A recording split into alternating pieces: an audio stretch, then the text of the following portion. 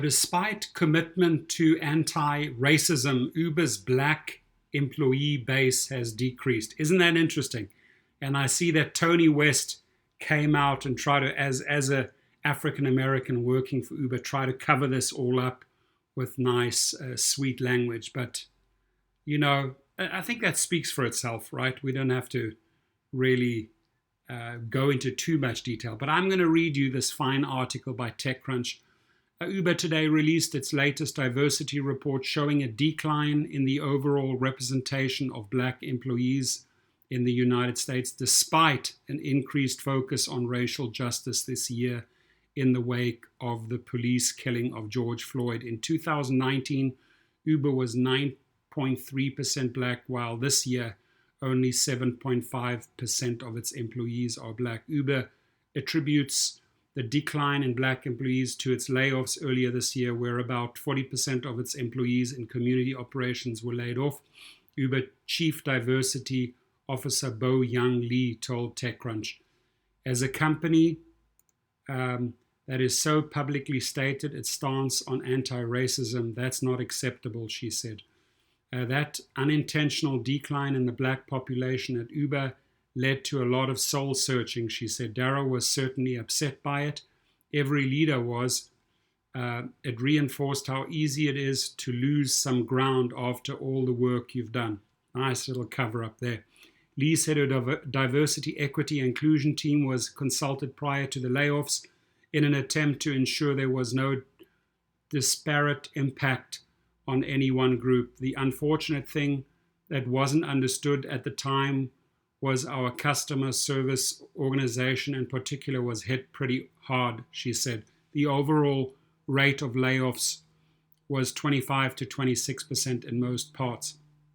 But in the customer service organization, about 40% of employees were affected, and that part of the company had a higher representation of black and Latino folks in other areas. While Uber saw a decline in its overall black population, it saw an overall net increase in women of color, and in order to get even more granular, Uber plans to start desegregating the Asian community and Latin community. Uber first set diversity goals last year.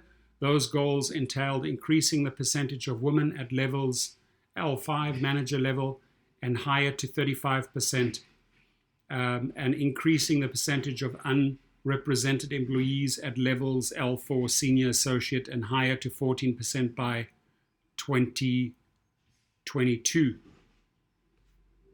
White 44.8%, Asian 37.2%, Black or African American, it says there 75% is, no, 7.5%, sorry, they made an error.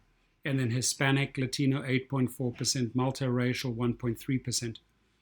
Currently Uber is 59.7% male, 44.8% white, 37.2% Asian, 7.5% Black, there it is, 8.4% Latino, 1.3% multiracial, 0.3% Native Hawaiian or other Pacific Islander, and 0.5% Native American.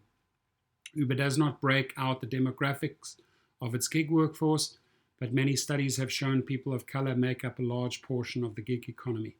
In San Francisco, 78% of gig workers are people of color and 56% of workers are immigrants. While Lee is not directly responsible for the driver and delivery population, she said they also represent a wide variety of socioeconomic backgrounds. With that in mind, her team does advise other parts of Uber in policy setting as it relates to gig workers. Uber has had a contentious relationship with its drivers and delivery workers for the last couple of years, especially in California. Absolutely, because they don't know how to treat them. That's very easy.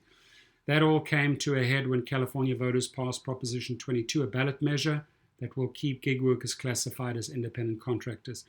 On the other side of the proposition were labor groups representing gig workers, but it wasn't just gig workers who opposed the measure. Inside, Uber engineer Kurt Nelson spoke out against the measure as well. So there it is. Interesting breakdown. Put your money where your mouth is. That's what I say. Great article by TechCrunch. Thanks, Megan Rose Dickey. I'll leave the link below. Huge shout out to my sponsor Cover, Kover, Cover, and you get 1 month free if you follow the link below. There it is. Gig protection plan covers all these gig companies, starts at $7 a month. If you get wrongfully terminated or deactivated, the company has a legal arm called Legal Rideshare. They're in Chicago. They send out the legal letters and get you back, get you reinstated. Paid time off, sick leave, 24/7 health service. You can advance yourself monies.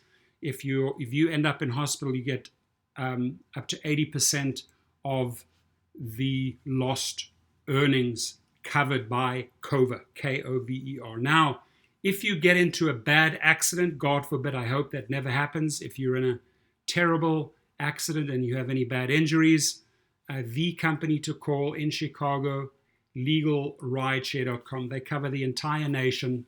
They handle the entire insurance claims process for you. Make sure you get a doctor report, hospital fees, injury fees, property damage, car damage, lost wages. They will package it up as one lump sum and go after the companies. Hit them up. They're the best in the best of the best in the industry. Thank you.